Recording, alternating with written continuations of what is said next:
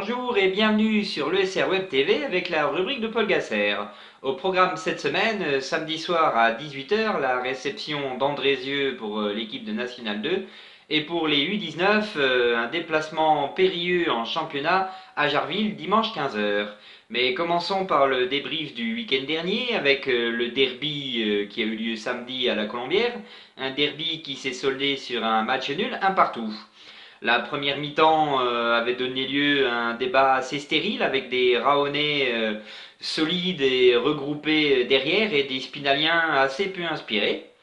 La seconde mi-temps, les choses ont un peu accéléré avec des Spinaliens de plus en plus dominateurs au fil des minutes et qui ouvriront logiquement la marque par l'intermédiaire de Colin.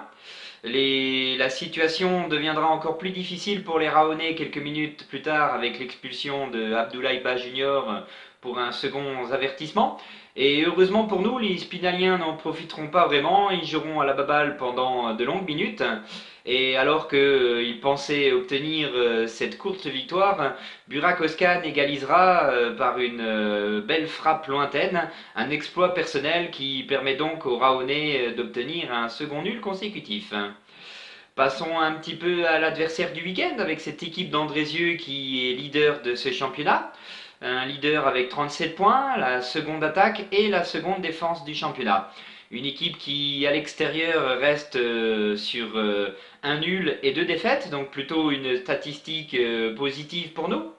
Une équipe qui a connu un mercato d'hiver assez agité avec le départ de son buteur Spano à Clermont, de l'ancien pro Ludovic Genest à Bastia et les arrivées de Kembolo de Béziers ainsi que de Pierre Kroos du Red Star. Parlons un peu de l'historique. Alors c'est une équipe que nous n'avons pas beaucoup affrontée puisque l'an dernier elle était promue à ce niveau. Et lors de la dernière journée, nous l'avions reçu au stade Paul Gasser pour un match sans enjeu. Et les Rahonnais l'avaient emporté 3 buts à 2.